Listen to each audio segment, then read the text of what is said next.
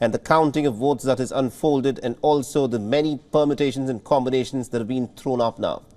A pertinent question now remains to be answered, and this is who will now become the next Prime Minister of Pakistan. Now, we want to tell our viewers that the counting of votes is still underway in about a few constituencies. There is still no clarity at this moment as to who will form the next government.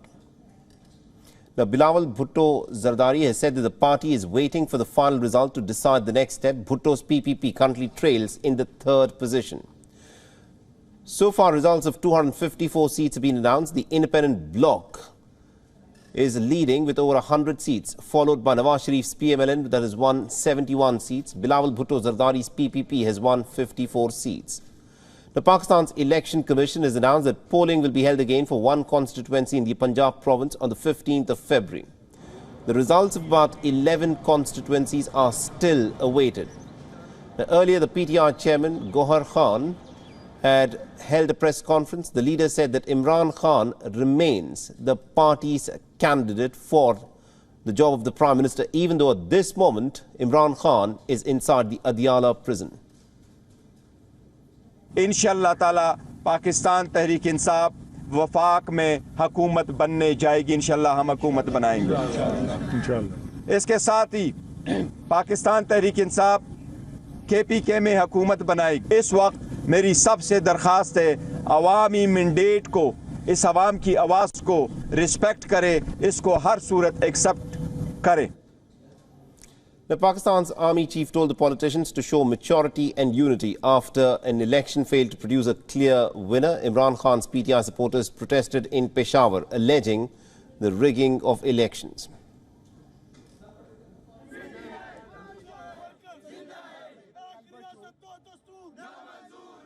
एहतजाज जैसे आपको पता है कि पेशावर के अवाम ने पूरे पाकिस्तान में जिस तरह और खुसूसन खैबर पख्तूनख्वा में और फिर बिलखुसूस पेशावर की आवाम ने पाकिस्तान तहरीक इंसाफ के हिमायत याफ्ता और नामज़द करदा जो उम्मीदवारान थे उनके हक़ में 8 फरवरी को भरपूर तरीके से एतमाद का इजहार किया है और उनके रिज़ल्ट्स के ऊपर जिस तरीके से रात के अंधेरे में जो पेशावर के DROs, डिप्टी कमिश्नर पेशावर आफाक वज़ीर और उनकी पूरी टीम ADC सानिया साफ़ी, उनके AROs, उनके ROs और उनके असिस्टेंट कमिश्नर्स ने जिस तरीके से रात के अंधेरे में डाका डाला है उसके खिलाफ हम निकले हैं।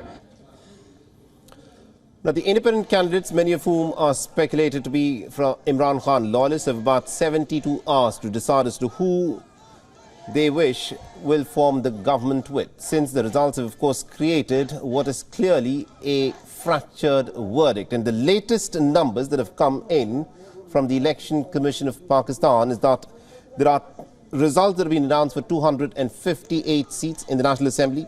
The independent candidates at this moment as we speak have backed 102 seats. The PMLN is in the second position with 73 seats, while the PPP has got 54 seats, the MQM has 17, the PMLQ has about 3 seats. And this is what the latest numbers stand at: independents at 102, PMLN at 73. And it's only possible to form a government if there is a coalition, and it remains to be seen as to which of the parties will, of course, come together to form the next government in Pakistan. And our Pakistan Bureau Chief Anas Malik, of course, has been tracking the story very closely. For us, Anas is joining us on the phone line. Anas, this is the moment of truth. It's a hung verdict. It's a fractured mandate that has been thrown out, but quite clearly it is Imran Khan's independent bloc which appears to be ahead.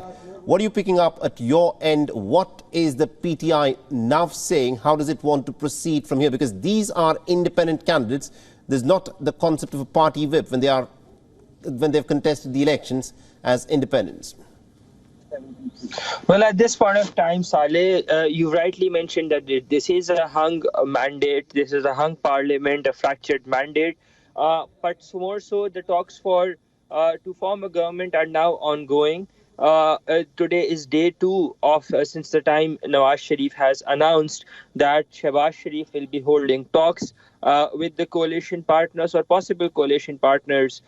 So we would be expecting a meeting sometime later tonight, or if not tonight, then probably tomorrow, between Asif Ali Zardari, the former president of Pakistan and the co-chairperson of the Pakistan People's Party, and with the Mia Muhammad Nawaz Sharif, the former premier of the country and the supremo of the Pakistan Muslim League Nawaz, to dally down and draw down on the contours of a possible coalition.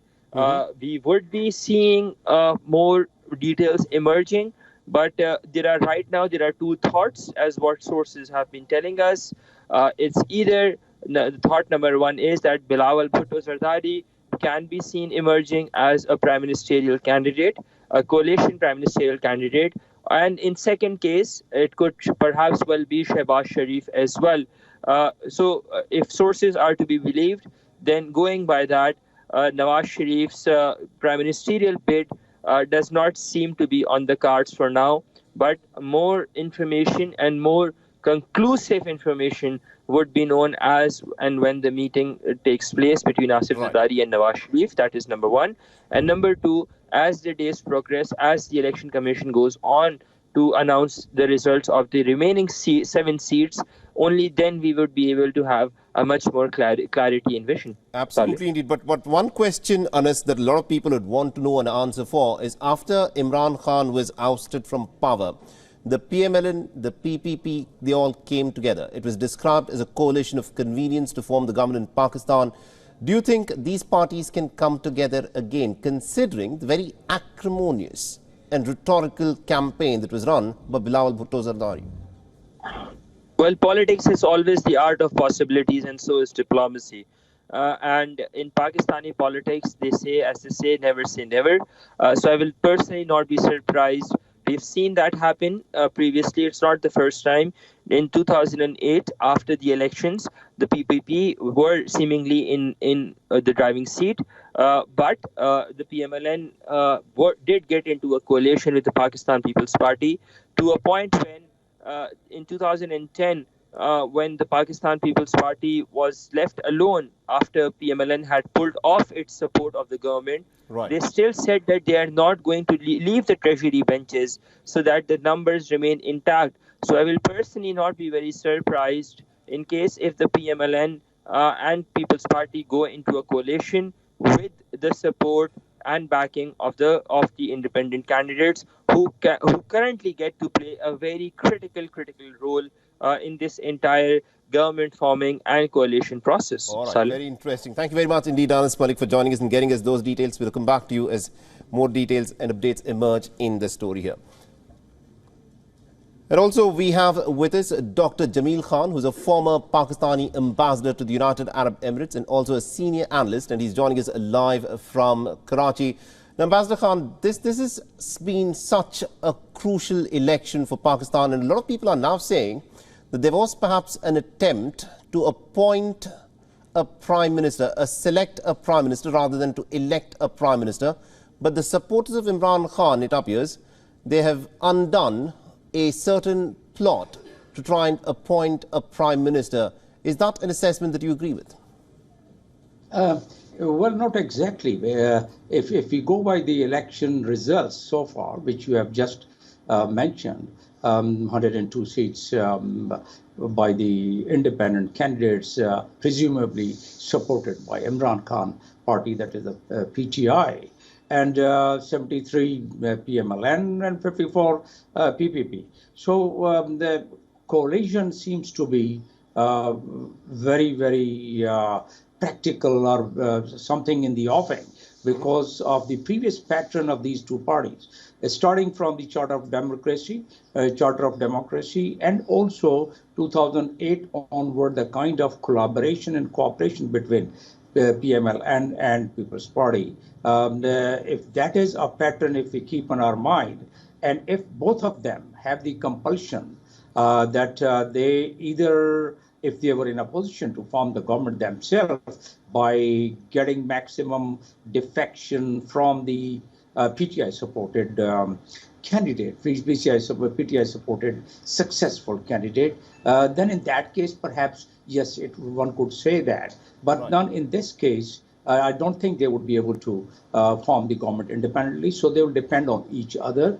and the independent candidates, successful candidate or independent elected representatives, they at this time would really be hard for them to defect because of the public sentiments in Pakistan, and more importantly, KP MNAs and MPAs would find it very hard to really defect from the support from the PTI, and therefore it appears very clearly that these two parties are going to form the government, and instead of Nawaz Sharif, it appears Shahbaz Sharif is also a very important. Now, Dr. Khan, I just want to ask you another question here, because on the day of the voting, Imran Khan was inside the Adiala prison. His party did not have access to its party symbol of the bat. There were court cases that had gone against Imran Khan. He literally, in this election, many would say that he simply could not have played a bigger role as he'd have wanted. But still, despite the fact that he was inside of the prison, in these elections, he's perhaps become the man of the match, because it is his bloc of independent candidates who managed to emerge as the biggest bloc in the Pakistani National Assembly. Does this mean that it is Imran Khan who still continues to be the most popular leader in Pakistan? At least the election results and the kind of activities what was seen during the election, and the kind of social media, use of social media for convincing and for outreaching the workers and supporters and the voters of the PTI. Imran Khan looks to be and appears to be the person who has mobilized. His name and his slogans and his narrative seems to have mobilized the voters and supporters, and the results we have seen. It was unexpected results with so much of cases, and also they were facing the cases of 9th May as well. Most of the leadership were facing prosecution, and under those circumstances. But if we understand the psyche of this part of the world, and Pakistan in particular, I can speak, the sympathy vote is also, it becomes very important. If Bhutto was not really hanged, and hanging with so much of controversy, probably the People's Party would not have gained that much of momentum even after 40 years. So likewise, if the Imran Khan was not behind the bar, perhaps he would not have had so much of voters and supporters support, and perhaps the results might have been different. And people also say, the analysts, that if he had continued in the position of power as a prime minister, his popularity was declining, and he himself accepts it. But ever since he stepped down because of the no confidence move, he started gaining the popularity and, of course, his narrative. And a country like Pakistan, the people, the voters and supporters, they like a person who shows some resistance. And I think that's an important point that you've made. Their sympathy votes is perhaps what may have helped the Imran Khan bloc. Thank you very much indeed, Ambassador Khan, for joining us and getting us that perspective. WION is now available in your country. Download the app now and get all the news on the move.